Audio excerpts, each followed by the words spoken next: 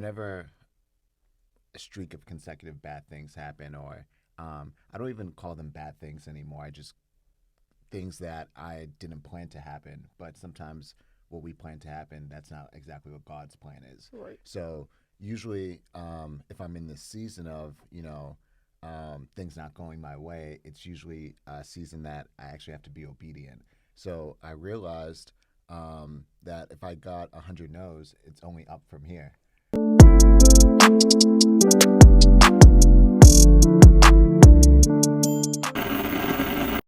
What's up, fashion enthusiasts? I'm your host, Bre Nikeya, and this is Behind the Label. So today, y'all, is something a little different. I am currently in LA. We are on episode 10, and to kind of like celebrate that, we got us a very special guest, very dope designer. Not even just a designer, you do a lot, like designer, actor, model. What don't you do? I don't go to school anymore. I don't work, I guess, a normal job. So I guess that. But you went to school, so you done Yeah, did it so all. I did go to school.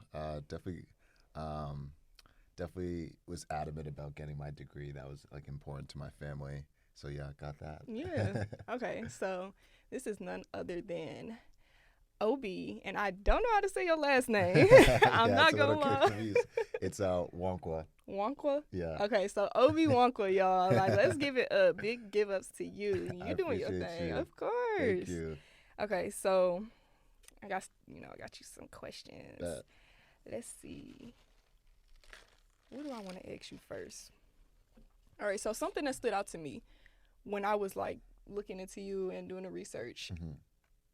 When first moving to California to pursue your dreams, how were you able to stay motivated? Because I saw that you did an interview and you got told no 100 times. You said consecutively in a summer, and you still decided to quit your job. Yeah. After doing that, like, or after that happening. Like, that is so crazy to me because a lot of people will not do that. Like, that'd discourage them. They'd be like, man, I got to keep working. But you said, forget this. I'm going all in. It was, honestly, I looked at the situation really the opposite way. Whenever a streak of consecutive bad things happen, or I don't even call them bad things anymore. I just things that I didn't plan to happen, but sometimes what we plan to happen, that's not exactly what God's plan is. Right. So usually, if I'm in this season of, things not going my way, it's usually a season that I actually have to be obedient. So I realized that if I got 100 no's, it's only up from here.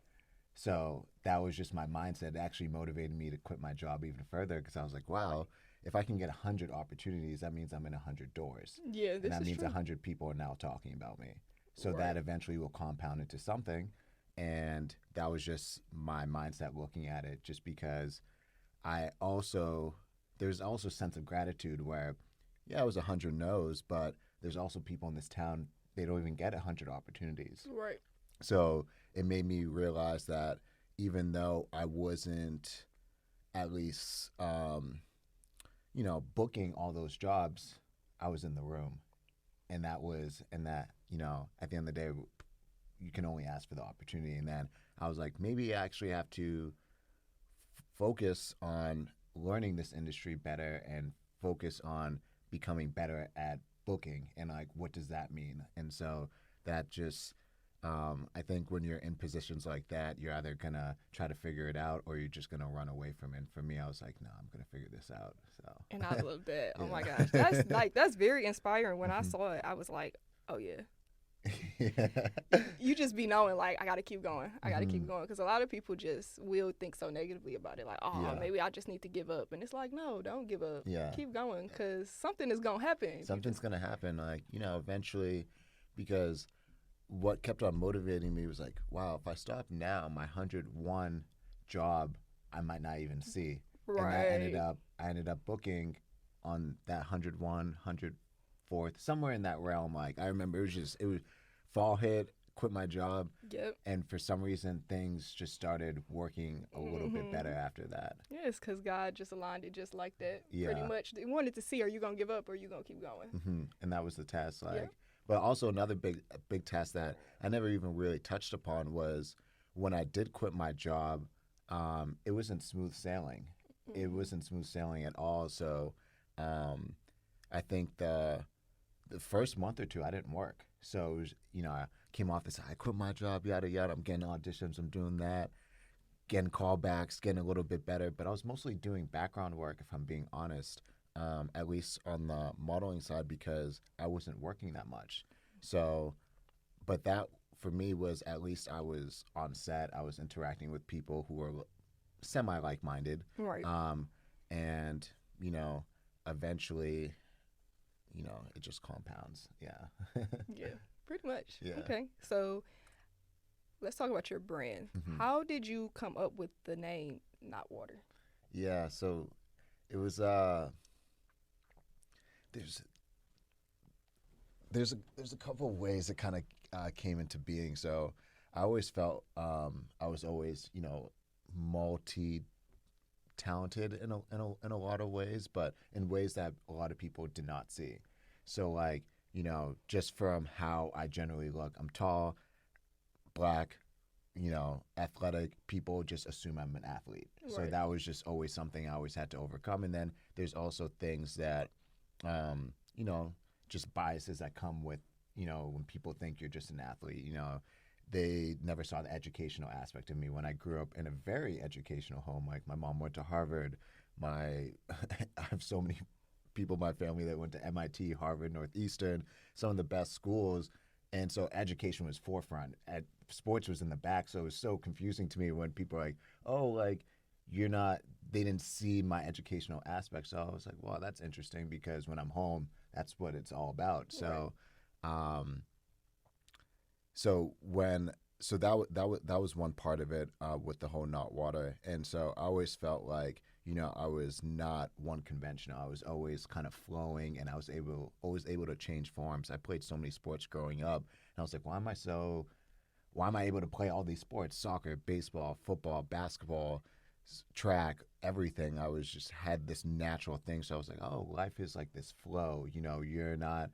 It's not, if you just play soccer, you're not just a soccer player. You could play something else. Like, you're not just one thing.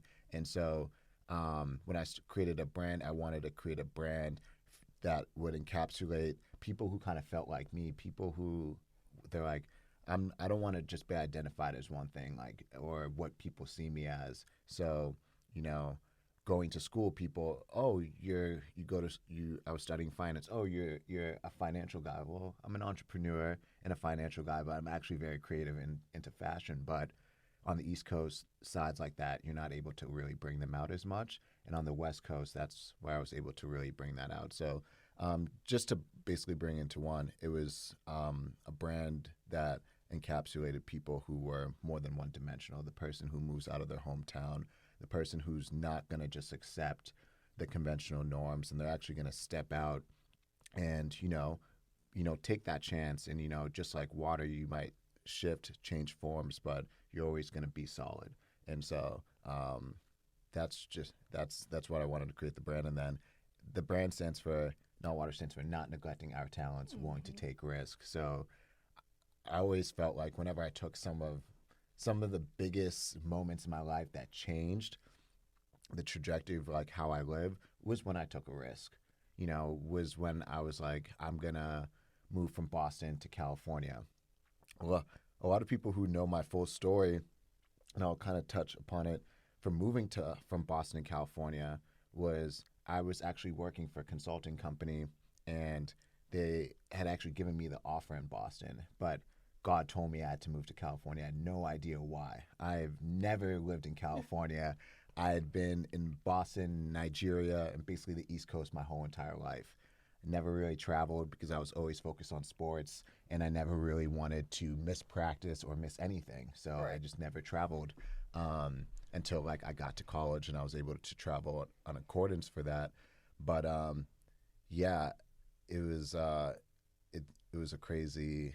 Sorry, what was It was just, how did you come up with the name Knotwtr? But this is great though. It's like I already be expecting it. So go ahead, I'm listening. I'm taking it all in. Yeah. So, So the story, but I quit. I had a job offer in Boston.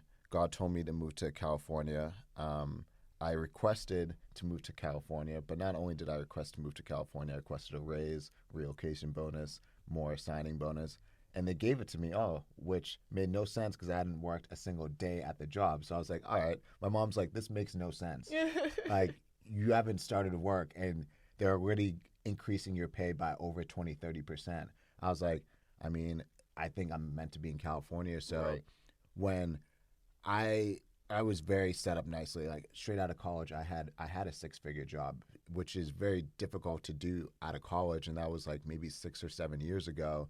And a lot of people looking at that, they wanted things like that, or they're aiming to go towards things like that. It was just something that I had laying there because I had worked hard in school, always had internships. So I think by September of my senior year, I already had a job offer lined up, and when I got there, I just knew it wasn't the place for me. And like honestly, every single day that I was there, it motivated me to leave as fast as possible. And I think that was easily one of the best experiences I've ever had.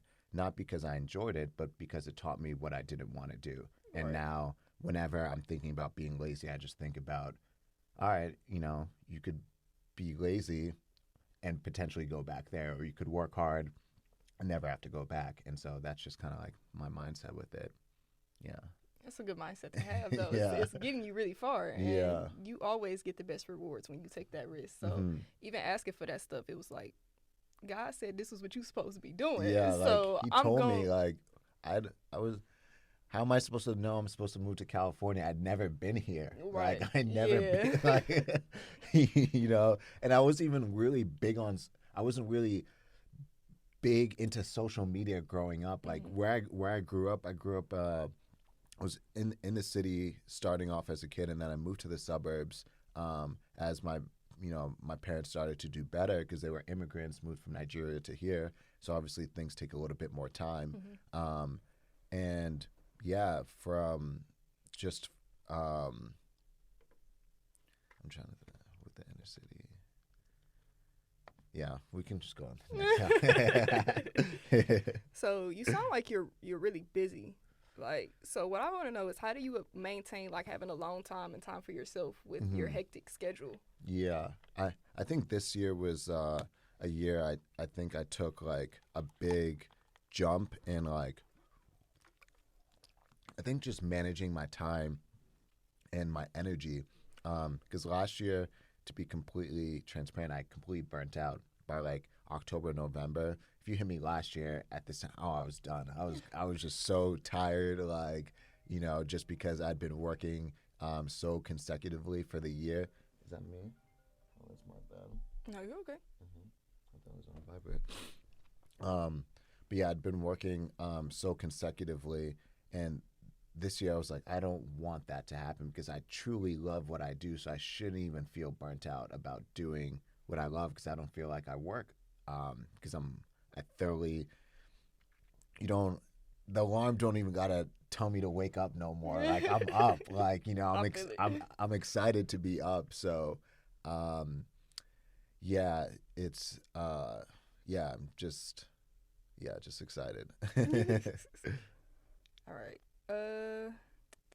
Do you feel as though attending Boston College helped set you up for success, or do you think, regardless if you would have went that, you would still be like who you are right now? Yeah, I think I definitely would have. I mean, here's the thing. It's a double edged sword because I can't say certain things because that's how God wrote it. But Yeah. I will mention things that I did appreciate and things that maybe if I had these fundamental tools could have made my experience better. I think I could probably harp on that. Um, Things that I did appreciate was the level of discipline I gained there. It was unparalleled. I think that was still to this day I regard that time period as some of the hardest working periods of like my life. Like just where it really, pushed me to the edge where I'm like, damn, like I really feel like I'm working, like, you Yeah. know, like almost to the point like I'll quit. Like I'm at my brink's end of this work, and you know, I was on the track and field team, and that was the main focus. But then I was also a full-time student, and I was in the business school, and that was the most competitive program at our school. So like our school was ranked like 27th in the country, but third best business program. So the kids who go there also get accepted into Harvard, MIT, Stanford, yeah, and they're committing their all to try to be the best. And I'm like, all right, I want to be the best student, but I also want to be the best athlete too. Right. So like, and I also want to have a social life, and I also want to be an entrepreneur, and I also like want to do this. And so it really pushed me in a lot of those areas, but it helped me manage my time, just because I'd be up like 6, 7, and I'd be going to like 10 or 11 all day, like go to class 4 or 5 hours, practice, go back to class, maybe do some recovery. Maybe I'm working on some entrepreneur projects, put in time for that. Go back to class, maybe do a night workout, like go to bed, do it all over again. Not even go to bed. If I got a test, I'm up till 1, 3, 4 in the morning. So you Gotta running wake off up. no sleep. for Yeah, real. 8-hour practice, and practice the next day. There's no excuse, you can't skip. So, Right. so yeah, it was just it really pushed me, but I'm so glad because it made my no really strong, and I think that's the most important thing that I learned was what makes me me, and what makes an athlete great is actually what he says no to, because we all have the same options. We all can go out every single night. We all have access to just things that normal students don't even have access to. And then also we have this, like, it's definitely a secret, like, I can't even, just like leverage that the teachers will give you. Like, they understand, like, I can come back from a trip or skip a test, and I can use athletics as an excuse, and it's acceptable. So it's like, but is that going to further you as a student? Just like, you know, like, is that going to further, or are you going to step up and like, no, okay, cool. I'm going to take the test the same day as everyone else, and I'm going to still put in that work and try not to find all these loopholes through life. Like, no, I'm going to 10 toes down. And so, like, also made me really stop making excuses. Like, got to do it because it still has to get done. Right. And I started to realize, even when you take those loopholes, okay, all right, you gotta take the test a day later. Now the teachers reformed the test and made it 10 times harder, and you don't even know. Right. You definitely got to take that into consideration. Exactly. So, because it's a new test, so he's exactly. just thinking new. Like, maybe the first shit he put out was the easiest one, and now he's trying to think of new things. Like, so, like, yeah. Oh yeah. Definitely don't want to take loopholes through life. Yeah. Just go ahead and thug it out. Just thug it out. Like, you know, and if you get a bad grade, you learn from it. You got to put in more time next time, manage your schedule. Maybe you can't do this task. Maybe you can't hang out with these people. So, yeah, I started just really aligning, like, what mattered, because when you're there, I'm like, all right, I need to graduate with a high GPA, and I need to perform well on the track, period. And anything that didn't make sense to that, it's just got to go, just because I'm not here. I'm here for a good time, not a long time. Okay. So, yeah. Do you think that, like, your parents kind of formed you into this? Like, were they on you a lot and being, like, strict as far as, like, grades and all of that? It was, yes, like a 90% yes. Like, my mom doesn't want to see bad grades. Ever. That's never been okay with her. So from that standpoint, yes. But it was more so this thing where at least for me, and I believe my siblings felt the same way, and, you know, at times also felt this way too, strongly. But we just didn't want to disappoint her. My mom was a single mom. Sorry. My mom was a single mom. My parents got divorced, so it's like, even when that started to happen, and that was as I was growing up, when I was like, by the time when I was like almost like 12 or 13. So at least I have full consciousness of like all these moments. And I was like, wow, like I I didn't want to ask my mom for anything. I didn't want to disappoint her. I didn't want to make her upset. I didn't want to cause any more stress in her life that she didn't need. So I was very conscious of that as a young kid, like super conscious. And I don't even know what made me so conscious about it because and this is, I'm not even gonna say it, but yeah, I was just super conscious of all that. So I wanted to do well for my mom, and so when it came to having bad grades, I didn't want bad grades because one, for me, it wasn't cool to my mom. My friends were all smart. My friends were all athletic. So it's not cool to, it wasn't cool. Like, Right, yeah. you know, like it just wasn't cool to not be a high performer. Like, you know, everyone, you know, we had we had probably like one or two friends that didn't really get good grades. And it was a topic of discussion. Like, oh shoot, like, you try to say anything smart, yeah, but you ain't really that smart though.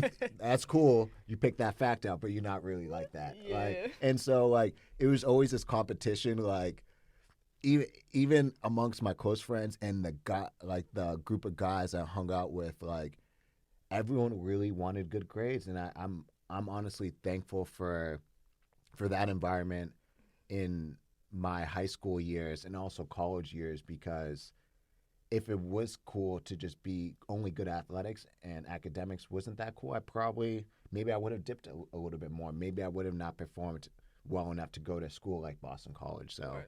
Yeah, because in some cases, people like focus more on the athletics versus like their academics. Athletics come first. I have to excel in this, and like you said, taking those loopholes with the academics and getting a little leisure from the teachers and all that. So I definitely understand that. I didn't do athletics or anything. I was more academics wise, because I can feel that, like I don't want to disappoint my mom. I really don't even want to hear your mouth about the fact that I'm coming home with bad grades. Like, girl, on that report card day, because you're like, all right, I had all these plans and I'm about to be grounded, can't do nothing, like I'm about to get none because I got no money, so my money source gone. Be like, let me just get these good grades, like, so I don't have to deal with that later on. Like, I don't want to hear that. I always looked at the benefits of getting bad grades, and I was just like, it's so small. Like, oh, I can stay at my friend's house for 2 hours longer and play these video games more. But I was like, wait, what do these levels and these rankings on these websites or online platforms actually get me? And I started to realize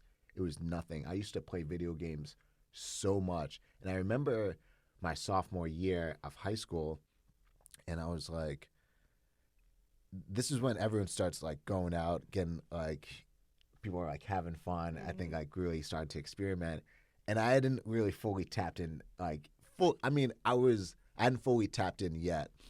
And I remember we're on Xbox Live, and I was like, yo, we're gonna be playing all night. And one of my friends said, yeah. It's like 8:00. He's like, yeah, so I gotta go. I'm about to go to this party. I'm about to go meet up with these upperclassmen. I'm like, hold up, y'all going out?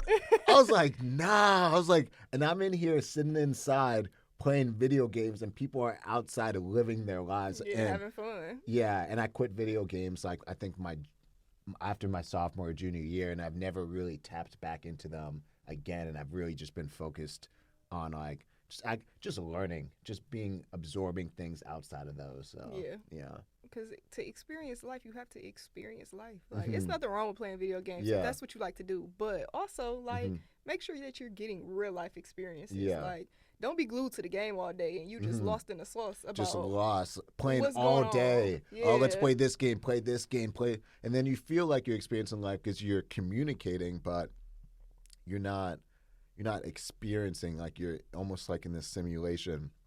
Yeah. And all day. Yeah, all day. So. All day. Yeah, because I used to play video games too. And it just be like, oh, I kind of got out of it. It was like, it was cool, but it's like, I need a little more than this. Yeah. Like, unless you're on Twitch and you're streaming and doing all that stuff and you making bank, run with that. Because I heard they making real money. I'm like, shoot, if I had that as a kid or I had that setup, then that probably would have changed my experience and how I looked at it. Because with me, I was very business-like.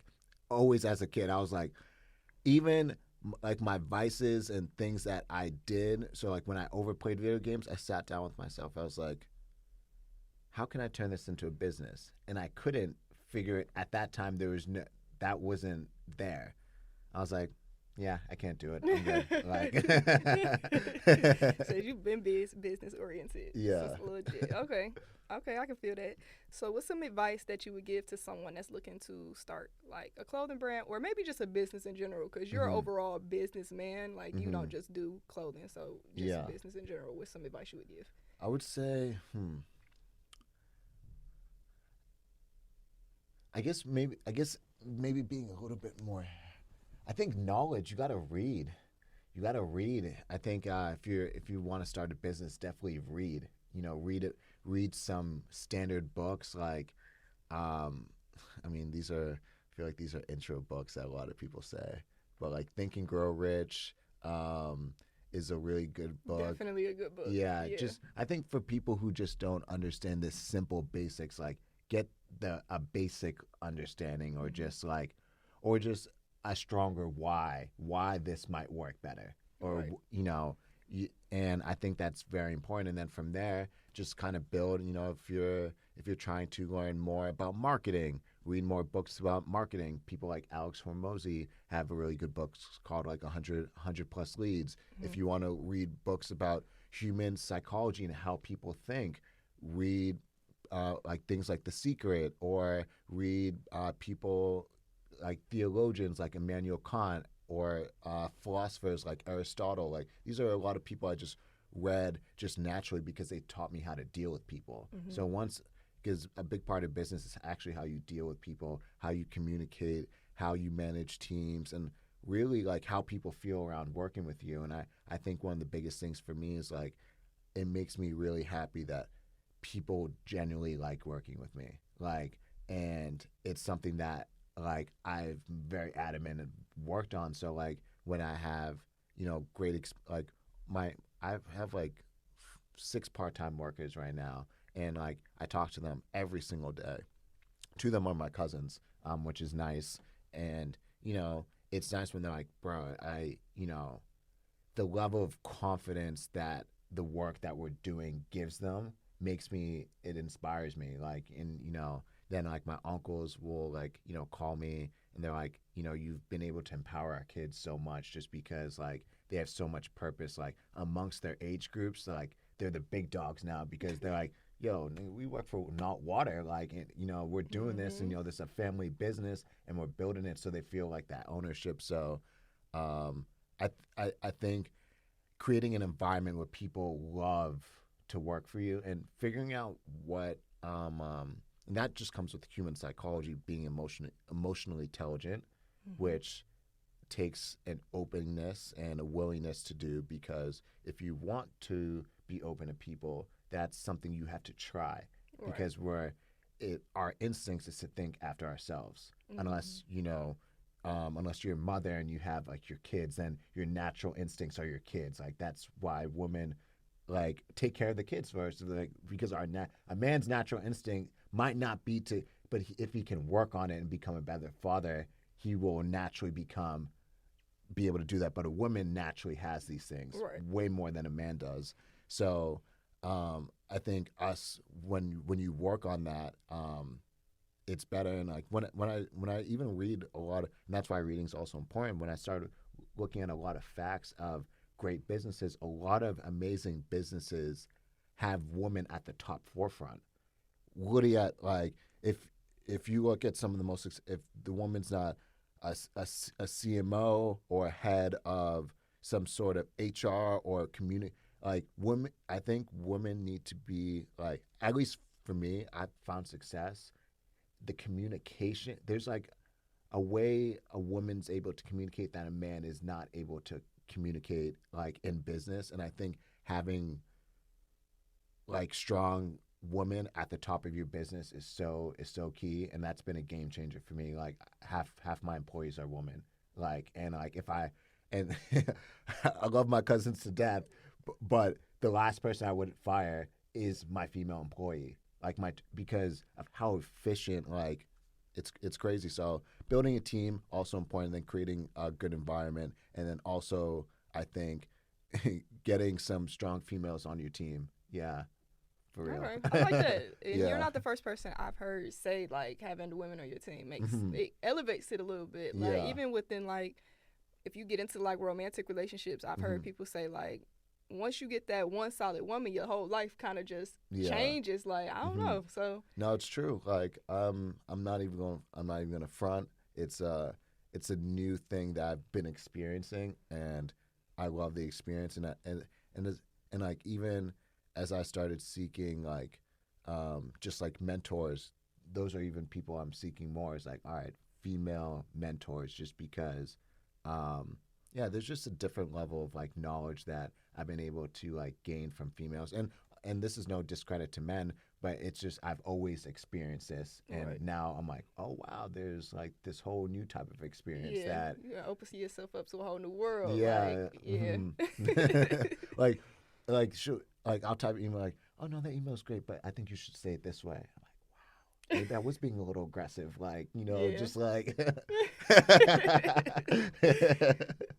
I like that. yeah. I really like that. hmm You gonna go far. I Yeah. already know you going. So yeah, keep them women on Thank your you. team. Oh no, I'm not playing. I asked him like, you got female hire first. I'm like, all right. Then I'm like, okay. Like I will seek a female hire most of the time. Yeah, That's good. yeah, most of the I time. think you're no. like as far as business wise, I've talked to like a nice amount of people, but you're the first person I've actually like heard like Mhm. business wise say that Yeah. in a business aspect. So hmm that got me thinking like, like, Yeah. I think because like, and I think for me because I operate so well individually, and I feel like, and this is my work ethic or like my output of work, honestly, can match up to 2 to 4 men in a day. So like, I don't need that much men thoughts in my like. I already like. I don't even seek the advice of.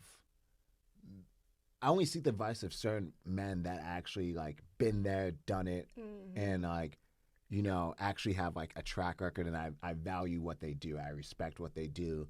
But other than that, I'm seeking advice mostly from women because I'm trying to gain a perspective that I don't have. I've talked to mostly men about life most of my life, and most men, that's what we do because it's the guys. Like where most of the time guys are putting on a character in front of women because they're trying to impress a woman. So Definitely. we're not actually getting the knowledge because we're not putting our full selves forward. But when you actually break down that ego, all those barriers, and you're actually able to experience women for what they are and like what she is, you're like, oh my God, this is a different, and seeing them and taking all the sexual aspects out of it and just seeing them for who they are. Important. That's like, and for me, that's been my biggest growth because I'm like, one, a big reason why women work for me and I'm able to run productions because I'm not going after these women. Like, and there's a very and they know that, and it's a very comfortable environment. And I'm like, it's so important for me to have that environment because I'm running a unisex brand. I would never want anyone to feel uncomfortable around me or portray or give off this certain energy and make you feel no. And I've seen people abuse that, and I'm like, no, that's not going down over here. Yeah. So yeah, I think that's something at least I've been proud of, like in that aspect of like just been able to like see and experience in a different way that was different from what I like was grown up to do. Yeah. Yeah, too much testosterone in one's place. Yeah. And like you said, that pride and them egos, like that just kills a lot of stuff. Men, not to say women don't be acting out of their ego too, but men can be very egotistical. Yeah. And it just makes it much, much more difficult to work. So yeah. I think a nice balance. A nice balance. A nice balance. Like, not all men dominate a company, not all women dominate a company. But find the balance that works for you. Yeah. You need some duality for sure. Like, it has to be, because, oof. For me, I could have 1 or 2 strong lions as men and the rest women operating. And for me, that would be the most efficient thing. Because if I got my lions, my strong confidants, which is like a handful of people, oh, these 5, 6 people, they good. yeah, I'm building the rest with or smart mentor leaders that fit into that path that are approved by my lines as well. Mm-hmm. Like I know what type of woman like will add value. Like I don't even need them to kind of check because I'm like I've seen a lot. I'm good in that aspect. So All right. So, how important is creativity within marketing? How important do you think that is with this, like, these phones and all Mhm. this? I think it's everything. Like it's your brand. It's like it's your DNA. It's like how you see things. And it's what's going to separate you long term and build a brand or like this ethos. Like we're really when you're building a brand, you're building a world, and then you're trying to invite other people into it, Mm-hmm. and that's what a brand is. Louis Vuitton is popular because they built this world, and what made it even more popular is like we all I think a lot of people felt this way. Like when Virgil was the creative director for Louis Vuitton, it's like we all felt like we were in this world that we had never seen. A black man running the biggest high fashion label and giving us experiences that are like translucent like in society. If he was doing basic marketing, we would have never like what if you walk in a room and it's all white, you're like, okay, Yeah. it's a cool world, minimalistic vibes. You walk in the next room, a little gray or cream, okay, cool. But then you see patches, distresses, holes in the wall, different aspects. Like you're like, wow, this world is different. Yeah.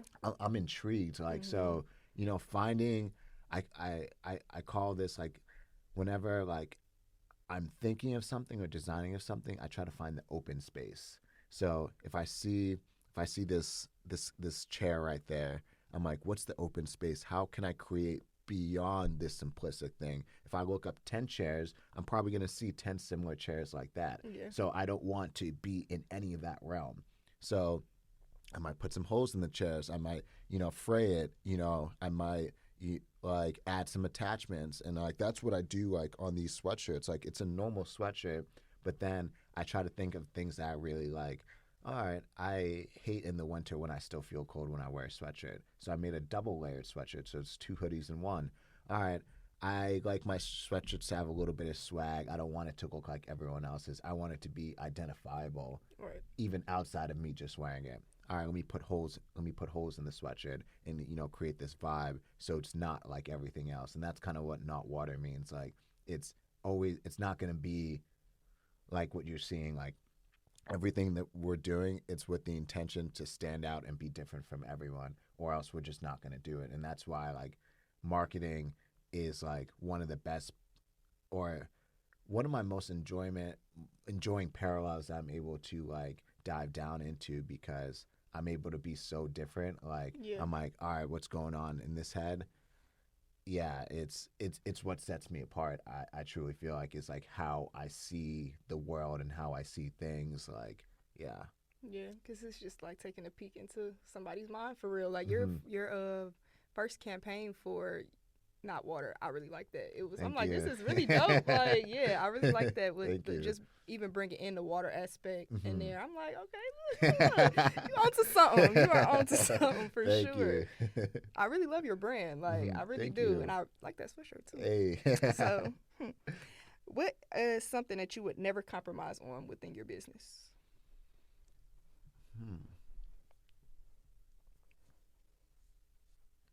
I would say quality. The quality of like the clothes, the accessories, everything that I use, the quality. Yeah, I would not compromise on that part. Just because I always tell people, I'm like, um, I consider like what I've done the past 2 years. Like, think about like like an artist releasing like an album of like a body of work, and if you release such a strong body of work, like artists like on their first debut, like Nas was goated after Illmatic. He released one album and they called him one of the best rappers of all time off of one, but because he put so much level and detail into this body of work. But now, what he was like, all right, let me just try to be hella consistent, drop hella stuff, like, and mess up on this quality and time, and who knows how long or how many experiences he had, like, to create that body or that album. Maybe he had to experience life for 24 years just to create something for us to experience. Right. And he's like, it might take me another 24. I gotta, because it's really your living experiences. You're talking about what you're living. So I, like, when I view the body of work, I'm like, I've put so much time, meticulous time and effort into really thinking about all these pieces and how people would feel, that I would never sacrifice in the quality. I already love what I already have out. So I'm like, if that's all I would be able to release and have at this quality, that's all I can do. Right. You know? Quality is very important. Yeah. And you can't start something a certain way and then go back. Yeah, like it's gonna make me be like, okay, now what didn't happen? Like, you started with this great stuff. So yeah. People expect it, so you either do better or just don't do it at all. Exactly. Like, please don't go backwards. Like, that don't make sense. Yeah. You might as well not put it out. So just taking your time, making sure you got that quality. Okay, that makes a lot of sense. Exactly. Like, what if you see Beyonce performing all these shows, then all of a sudden you see her like at like this local like dive bar, and you're like, Beyonce, what's going on? Yeah, like what's going on? That's what you doing. It's a hand scratcher. Like, what are you doing? Like, oh, is this like your friends? But no, just trying to get some extra work. Work. Okay. So it's like, once people see you on a certain level, never, try to maintain that, or, if you don't have the resources or the energy or the know-how to do better, then I think whenever I see brands go back, and you can tell, it's not a good reflection of their brands. And sometimes it's money grabs, sometimes it's financial issues, sometimes it's just poor quality testing, and them just being like, all right, well, we thought the shirts were going to be good. We got 1,000 of them. Let's just sell it. And, maybe people won't notice. No, they're going to notice. I might say, people notice. Yeah. I've gotten packages that I didn't like, and I've had to throw away $3,000-$4,000 of inventory. I'm like, I don't like it. I'm not about to. Right. Now I'm like, these are hand-me-downs for the crib. Like, Yeah, no, seriously, though. Like, why even... Because your brand is, like you said, it's a reflection of you. Like, your name is attached to this at the end of the day. I don't want my name attached to something that's not of the standard that I would even want for myself. And I think that plays a big part in that. Like, if you wouldn't wear it yourself, or if you wouldn't, like, if you seen somebody else doing what you did at that type of quality, would you like it? Yeah. Like, because just to tell a little story real quick, like, when I first started the podcast, I got some audio back, and this is like no hate to my tech, because I love my tech, like, that's my guy, but the quality was not there, and I'm listening to it, and I'm like, I wouldn't even listen to this. Yeah. Like, I wouldn't even listen to this. Exactly. I would what cut the heck this, is going on? Like, I'm gonna cut this off. This does not sound good. So, yeah, when you got that standard, you got to keep that standard. And you got to. You don't want to go backwards now. It's not a good look. It's not a good look. It's not a good look at all. So what can we expect from Knotwtr in this upcoming season? It's probably going to be our best season yet. Ooh, I'm excited. Yeah, like I'm really grateful. I'm really grateful to just be here talking to you, and being able to like support your podcast, your movement. Like, honestly, like, being able to have an aid any part, even if it's like 0.001% of like any person of color's growth, is like such a big win for me. And it's like, as I grow older, it's becoming such a bigger win for me. Like, I feel proud of it, like, where I'm like, I'm asking the right questions. I'm like, okay, like, I want to see who's a part of this, like, who owns this. And I saw it was, you and your friend, like, that started the podcast, and I was like, oh shoot, like, I want to, I love being part of like something new, and like, being able to like bring like a catalyst. So it was really dope being able to just come on here and talk about experiences, and then also the future things, just because it's something I actually haven't even talked about. So like we did 3 projects with Vogue that are going to be coming out. That's so dope. Yeah. Congratulations on Thank that. you. That is so dope. Like Thank you. Yeah, I was gonna bring the issue here, but told you about the complications this morning. But yeah, maybe it's online, so maybe like the person could do a little clip and people can see if they want. We got you. We gonna make sure it's in there for you. Yeah. So we have that. So we did the October, November, and December issue, which was really fun. It was also a project that I just got to have complete creative control over, which was awesome. So excited to showcase that. And also that was just cool for me because I was able to really put my friends on. You know, it was everyone. I'm happy because I was able to put 4 people in Vogue that never got the opportunity to be in Vogue, but they should have been in Vogue. Should have been in Vogue. So like, yeah, like to be able to like bridge that gap for and make dreams or just like really I know like the worth of like these goals and like when you're in the industry like you write down these countries like damn I'm gonna write it down but I don't know if it's gonna happen but I'm gonna still write that shit down like I'm gonna still write it down. Yeah, so it's gonna happen at some point. It might not be when you want it to or when you expect it, but you write it down and you got yourself. You at least if you're doing the work, at some point all that stuff is gonna fall in line. And I like that you use your opportunity to give somebody else an opportunity. Like 100%. It's not just for me. It's for all of us. It's for all. Like I think I'm one of the few people that I'm silent. So when I talk, it's very intentional. So like I don't ramble. I don't talk about nonsense. I don't talk to please or I don't talk to like I got out of that so long ago and I explained to people I'm like for the past 5 years, I've woken up every day and decided what I've wanted to do.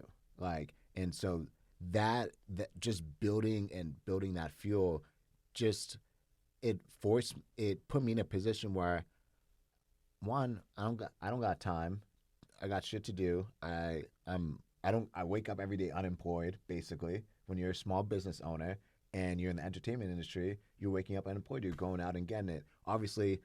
I have an agent. I have like agencies and a team who like helps me continue this, and that's why I've been able to be here for like quit my job after 5 years.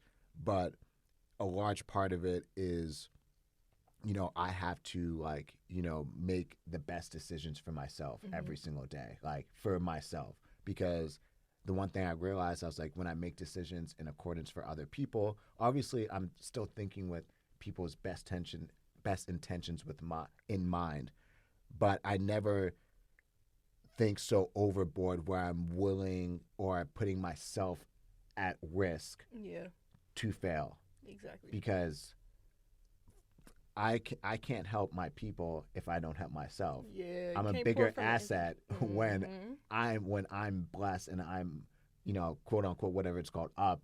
Like I don't even know, like upper, like I got you. So like I can't do nothing if I don't got no resources or I have no connections or I have no control. So it's very important. I realize that's very important for me to help my family, for me to help my friends, and for me to help myself the best way I want to. I have to look out for myself first. Can't pour from an empty cup. I can. I can. So yeah, I forgot what. What could we expect from Knotwtr? Oh yeah. Sorry. Okay. So yeah, the Vogue stuff. Yeah. We got a really cool project with GQ coming up. Okay. That we're gonna be doing. So those are all like mixed with like mini campaign rollouts. So that and then just new designs. Designing a lot of denim. So that's like gonna be like a big focus is just like our denim collection and like denim wear, and a lot of reconstruction work, and then really distribution. Like honestly, a lot of people just think we're in like 1 or 2 stores. How many stores do you think we're probably in? Just based off like maybe like online. I'm not sure. I did see the TJ Maxx, which Yeah. I thought was so cool. I said, Yeah. this is so cool. But yeah, I'm not even sure. I couldn't give you a number. Yeah, so I haven't really put much on online about like our retail distribution just because it's been like really just an internal thing I've been working on. But we started off I think in May or June in our first retailer at Beverly Center in Beverly Hills, and we did really well there. And since then, as of today, we're in 13 retail stores. Oh, like, that is so cool. yeah, like, Yes. we're in Look like at you. 5-star hotels. We're in malls. We're in shoe stores, streetwear stores, and this is across multiple states: Las That's Vegas, cool. L.A., New York, Miami, Rhode Island, and Canada. Look, we finna be worldwide. Exactly. About to be worldwide. Yeah. That is so cool. I know I'm like the TJ Maxx was in Canada, so Mhm. that's even big just getting it outside of the US. Yeah. Like US is cool, but once you get Mhm. outside It's of really that, international. yeah, like, right. Yeah, it's So- really about becoming like you can't be a global brand in the United States. exactly. You're a domestic brand. Exactly. So yes, that is so cool. Congratulations. Thank you. Oh, I am so happy. Yes, appreciate you. Of course. I'm excited to see that denim. The Yeah. denim has been doing its thing. And speaking of denim, I did want to give you a gift Mhm. Oh, for coming wow. out. Yes. Wow, So thank you. I have some choices for you to choose from. Awesome. But I am a designer as well. Yes. So I've been working on my clothing brand, and Oh, I shit. have some denim sunglasses. Oh, so that's I have dope. some choices for you to pick from because they Wow. all look different. This matches my. Good thing I wore my denim pants. Yeah, Wow, this is perfect. yes. I almost wore my black pants today too. I'm glad you were your denim Yeah, pants. wow, I'm that's like, I crazy. brought them. I'm like, I might as well just No, go ahead and everything see. happens for a reason. This is dope. And then Wow. Okay, I think because I'm wearing. Oh, let me see this black. Let me see. Let me see my phone. Oh wow, this is dope. Yes, those These really are look dope. good with your fit. You got the red on. Oh shoot. Oh, isn't that a selfie? Am I supposed to be in it? Quick one. I bet. Let's Yes. see how these ones look. Is this So- black? Like a black tint? Yeah. Mhm. And then these are like a brown. Ooh. Hmm. The red is nice. The red is nice. I really like them red ones.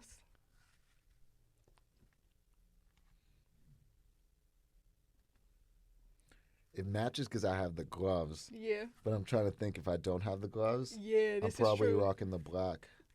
You can't go wrong with an all black. Like, And this is how I would wear it. Yeah, fire. yes. So those are all yours then. Oh, thank you. Those are all Thank yours. Let me you. get you this I one right appreciate here. you. Of course. Thank you for coming out Yes. and supporting. I really appreciate No, it. of course. And this was like such a dope conversation. I'm excited. Like excited to as see well. all the campaigns. I'm excited to see that grow too. That's gonna be so dope. Like, Yeah, it's crazy because a large part of this business is just keeping everything quiet. Yeah, because you Like, got to yeah, sometimes. yeah. I sit on a lot of things, and my friends will react, and they're just like, bro. I'm like, bro, I haven't even felt it because I've known about it for 5 months, but no one else is. exactly. So like, it don't even feel real, really, but Mhm. it is real. So, yeah, I'm excited. I'm excited too. I'm very excited. Like this is, Yeah. Like you. Actually, I done left here with some stuff. Like talking Yeah. to you has like expanded my brain Thank almost. you. Like you got my mind over here going. I'm like, ooh, She's this like- has been a very good conversation. A Mhm. conversation I didn't even know I needed to have. Yes. like, See, everything's all about timing. So, yeah, definitely all mhm. about timing. I'm glad I was able to. I always say I'm always appreciative if I'm able to add, plus one. Because I always think of everything in how engineers work. An engineer operates off of 0 and 1. That's all. That's code. Yeah. And they're able to create everything on this world operating on 0 and 1. It's either going to basically add to the equation it's going to make it neutral or it's going to subtract. Mm-hmm. So that's how I look at human interactions, just if at a simple level. If I'm able to add to you, I've added value. Exactly. The least, some like what most people aren't cognizant of is like the energy that they give off. A lot of times I will not even go outside if my energy's not right, because I never want to be taking away value or taking away things from other people. Most of the time, I always say, I'm like, if someone like had maybe not the best experience from Obi, it's usually probably neutral. They just probably didn't talk to me. Like, oh yeah, I've seen him around. I mean, I don't really speak to him. Mm-hmm. It's not bad. It's like, that's a 0. Yeah. And that's like the least I want to be. Like, Right. so I always want to add. So Yeah. Yeah, you should. I like that though, because when we talk about that a lot, like I've heard so many people say I would not go if my energy is not right, because I don't want to affect nobody's. And first impressions are everything as well. So you can't get that first impression back. You don't want to leave a bad taste in nobody's mouth. Like, so just go into stuff. And then even just as a brand owner, I mean, before it's something I was always cognizant of, but as I became like a brand owner, I'm even more cognizant of it, because now it's an association of the brand. Exactly. And that's not good for the brand for someone to have a negative experience with me. Exactly. So, yeah. Okay, well, I think that's it. Yes. I really enjoyed you. Thank you. I can't wait to see what you have in the future. And I don't know, maybe we could do a little link up or something at some point. Hit Like, me. I'm here. So thank you so much again Thank for you. coming. Obi, everybody. Appreciate y'all. Thanks for having me. And we will catch y'all on the next episode. Next Peace. episode. Yes. Thank you. So I much. appreciate you. And thank you for the Appreciate you. glasses. Of course. Thank I'm you. like, might as well. Yeah, Like, no, text me